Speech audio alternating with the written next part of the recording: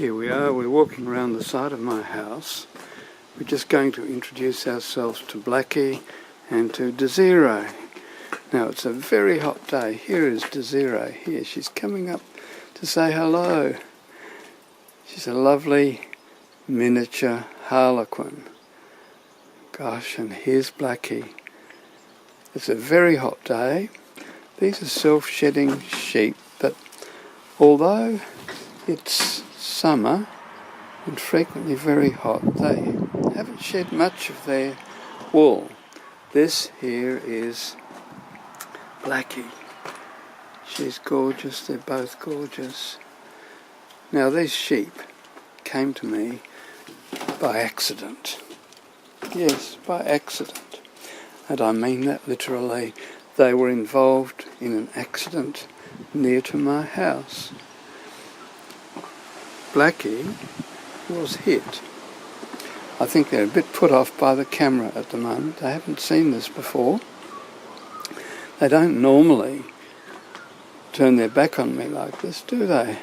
Here, let's see if we can get some confidence back. They like to sniff your hand. Just like a horse. You know, the way to establish a relationship with a horse is to just first of all let them sniff your hand and reassure them that you're all right. Now, of course, I find it hard to do this and to direct the camera, so I have no idea how good these shots are. But at any rate, that's our first meeting with Desiree and Blackie. I'll now walk down into the back garden. They have chosen to spend much of their life here on the concrete. I'll just show you the side of my house here. There's a garage at the back there, but this is all concrete here, rather. So there's the brick wall of the house. But they've chosen this as their most comfortable place for some reason that I don't quite understand, except today it's because of the shade. You can see the narrow belt of shade here for them. However, there are other places in the garden where they could have shade, and what I'm going to do now is walk round to the back, and I think they'll follow me. But they are put off a bit by this camera. It's the only explanation I can make.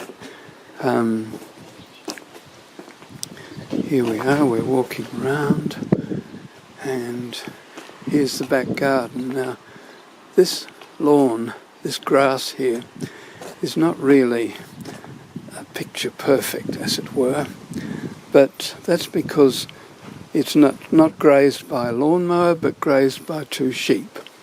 And they just graze it fairly irregularly, but I'm very grateful to them. They've saved me quite a lot of work. Here is Blackie following. They're following now. I thought they would. And I'm going to sit myself down in a chair here. Here's the chair. This nice blue cane chair. I've got quite a lot of chairs in this house, and this is actually the most comfortable of the lot. The kind of wicker chair that my grandmother used to have. Now, of course, I have no idea where the camera's pointing while I'm saying these things, but there are Blackie and Desiree over there in the beginning to eat. They've followed me round. They're just beginning to eat. Let's see if we can zoom in. I'm using this camera for the very first time, and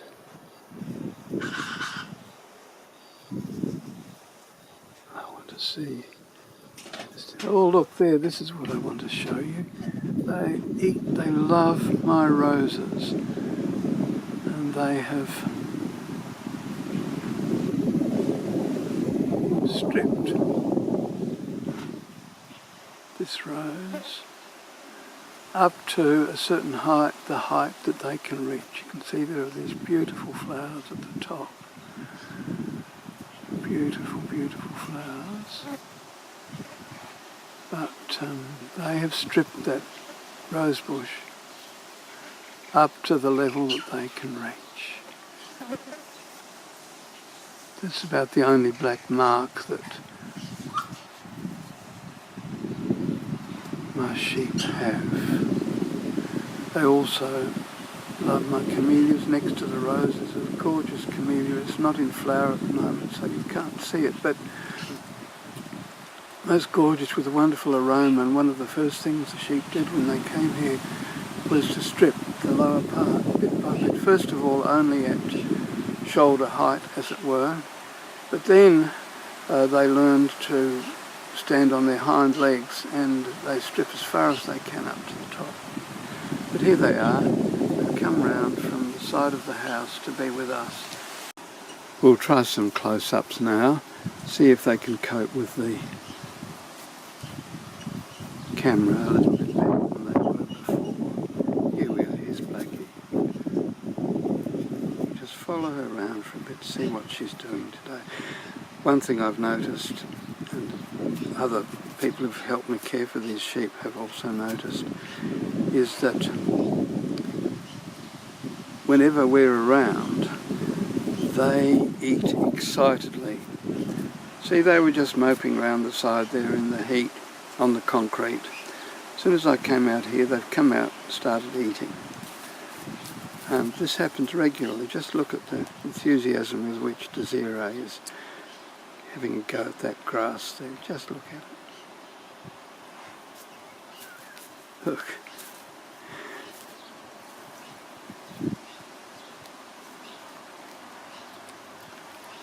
We'll come close in and see.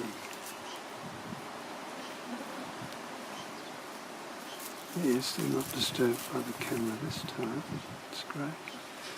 So there's Desiree. Oh, there was a noise. Something startled them.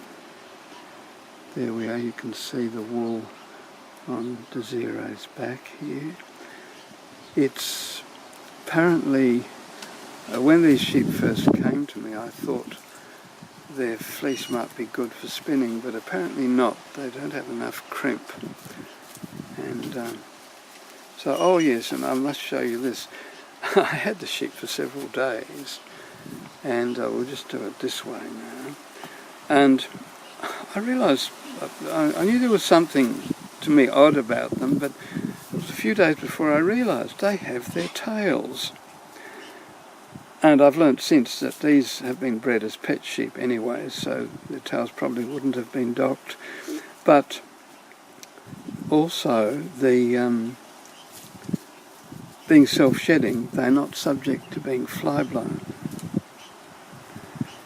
And so they can have their tails left on.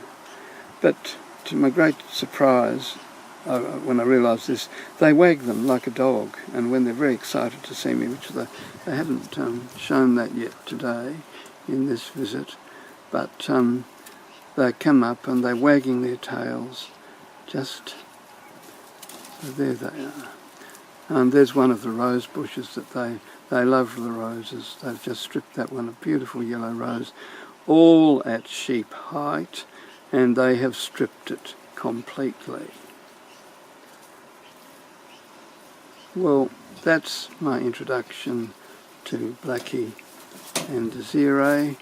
We're ending up with a rear view of them. Here, rear view here. And here's Desiree, yes, eating a bit more off one of the roses there. They don't seem to mind about thorns. They just hoe into them without any problem at all. Here we are, there's Desiree having a go at some of the rose. Not Desiree, Blackie.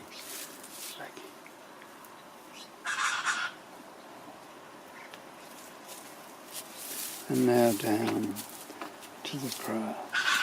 Now over here, this garden is quite extraordinary really. I bought this house recently and it has all these statues around.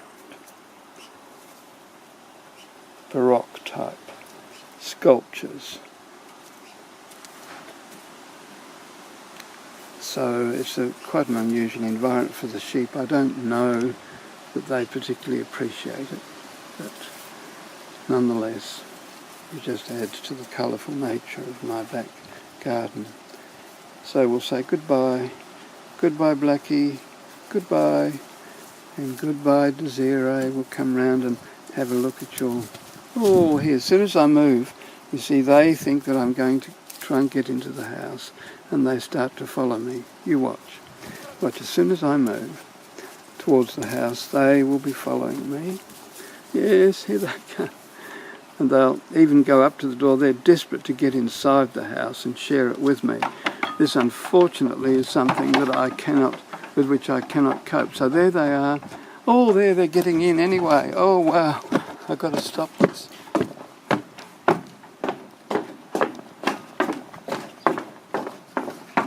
No.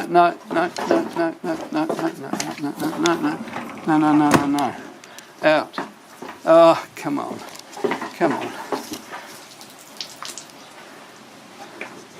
So there they are. There, well, they've done it. In my excitement about filming today, I left the door open and they've got onto the sun deck, and the Blackie has already weed and fouled it. They're regularly kept out of here, but they are desperate to get in. I even had the door to the house open, and if I hadn't been as quick as I was, they would have been inside the house. However, some friends have suggested that I could share my house with the sheep, but I'm not prepared to do that. And I'm not prepared even to have them on the this sun deck here, because they foul it up, and I've had to spend a long time. That's happened a few times, and I have to clean it up every time. It's quite strenuous work doing it. Anyway, that's my sheep. Here's Blackie come right up to me, and you get a real good close-up of her head. Lots of love to you all. Bye.